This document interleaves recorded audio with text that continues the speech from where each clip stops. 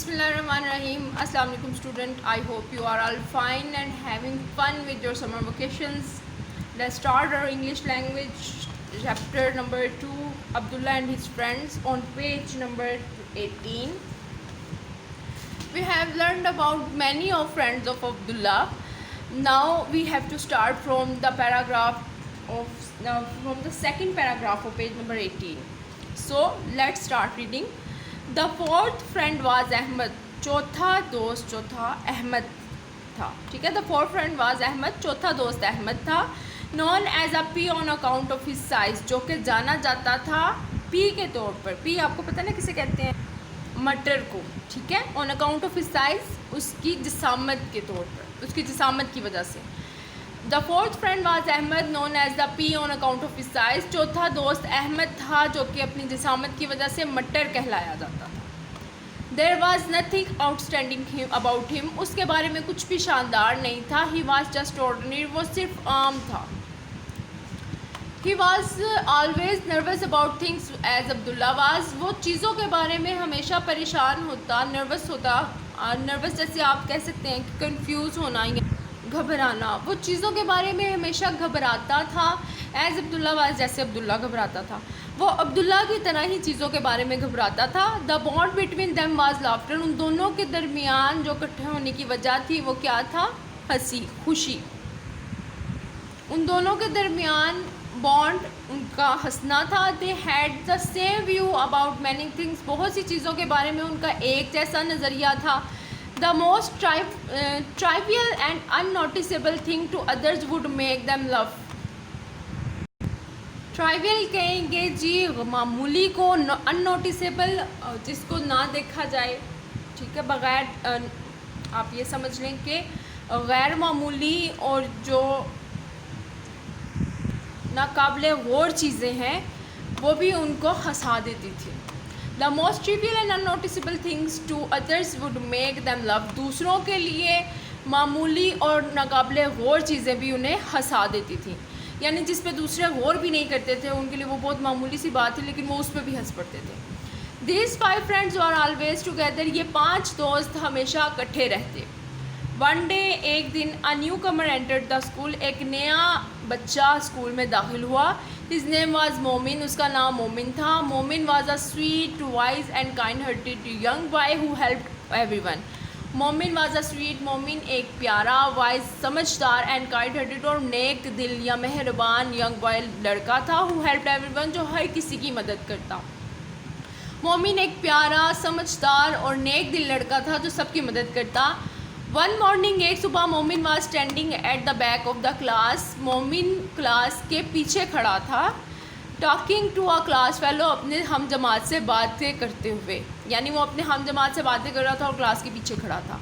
He leaned on Moe's chair by mistake. Leaned का मतलब झुक जाना. He leaned on Moe's chair by mistake. वो गलती से मोइस की चेयर पर, मोइस की कुर्सी पर झुक गया.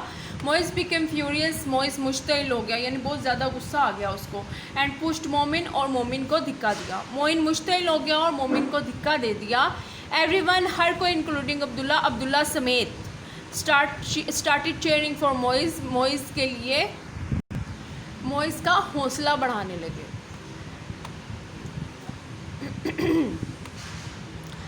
यानी हर कोई अब्दुल्ला समेत मोइस का हौसला बढ़ाने लगे. मोमिन स्टूड अप. मोमिन खड़ा हुआ. एंड वेरी कामली सेड, और बड़े सुकून से कहा, treat others like you want to be treated. दूसरों के साथ वैसा सलूक करो जैसा तुम चाहोगे कि तुम्हारे साथ किया जाए.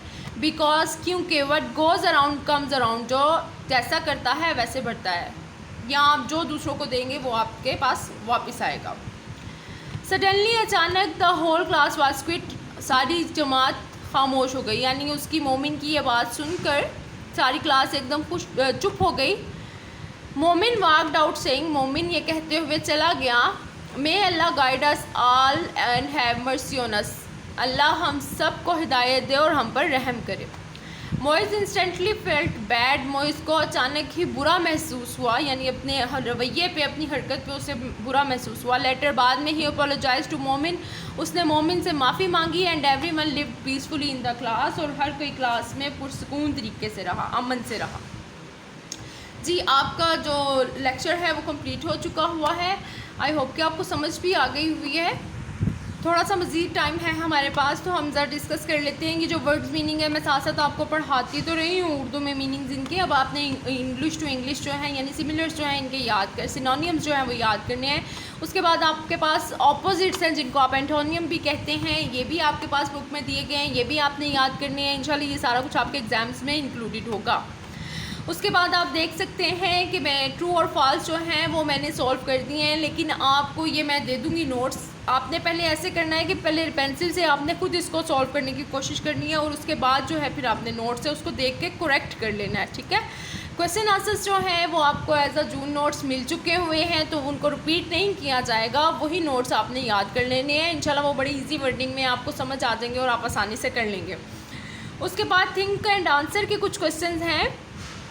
ये क्या है कि इसको आपने खुद आंसर करना है, आपने खुद बताना है, ठीक है। तो नो टेंशन कि अगर आपको समझ नहीं आ रही है कि इंग्लिश कैसे मैं हाई करूं, आप सिंपल वर्डिंग में बताएं, सिंपल इंग्लिश में बताएं, बड़ों से हेल्प ले लें, लेकिन आंसर आपका अपना होना चाहिए। उसके बाद जी ये है चूज़ आइदर किकल और कल to complete the following words. आपने ये साउंड देखने हैं और ये देखें, ये टिकल और विंकल ये इस तरह से कहाँ कहाँ यूज़ होने थे, मैंने आपकी हेल्प कर दी हुई है। लेकिन फिर भी वही बात मैं कहूँगी कि इसको सॉल्व करने से पहले आप खुद लेड पेंसिल से इसको सॉल्व करें, उसके बाद यहाँ से इसको देख लें। फिर आपके पास है जी look at the following groups of words and their meanings. ये कुछ ग्रुप ऑफ वर्ड्स दिए हुए हैं, जैसे ये अगेन एंड अगेन, इनको फ्रेजेस भी बोलते हैं, ठीक है। और साथ उसका मीनिंग दिया है, यानी मोर देन वंस रिपीटेडली।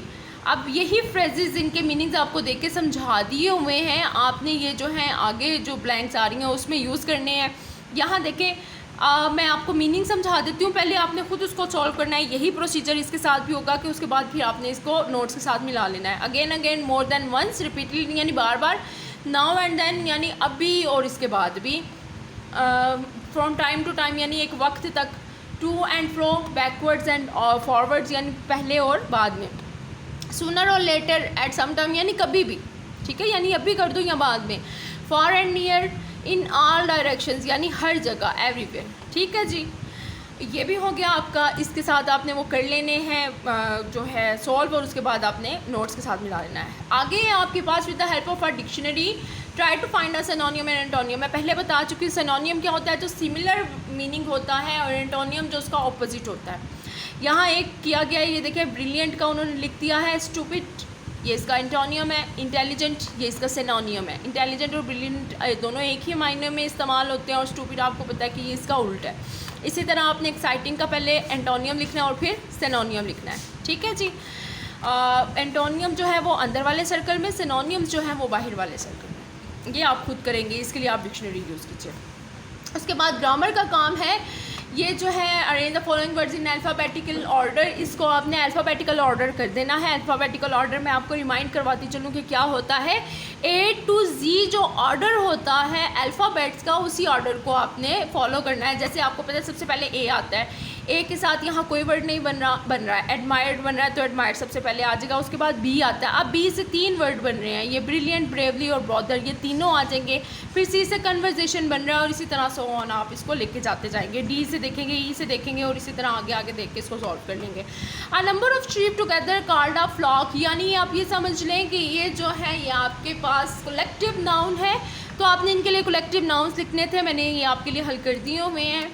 उसके बाद है fill in the blanks with a suitable word from the bubbles. ये बबल्स में कुछ वर्ड्स दिए गए हैं, इनको यूज़ करते हुए आपने फिल इन द ब्लैंक्स करनी थी। इसको भी पहले खुद से करने की कोशिश कीजिएगा और उसके बाद चेक कर लीजिएगा, ठीक है। फिर आपके पास जितने भी वर्ड्स आए हैं ना अभी, उसमें से आपने कॉमन नाउन और प्रॉपर नाउन अलग-अलग कर लेने हैं। कॉमन नाउन वो नाउन होते हैं जो आम तौर पे किसी के लिए भी इस्तेमाल हो जाते हैं। प्रॉपर नाउन वो होते हैं जो किसी ख़ास चीज़ के लिए इस्तेमाल होते हैं। जैसे आप गुजरांवाला को अमेरिका नहीं कह सकते, गुजरांवाला के किसी इलाके को अमेरिका नहीं कह सकते, अमेरिका को ही अमेरिका कहेंगे, ठीक है जी।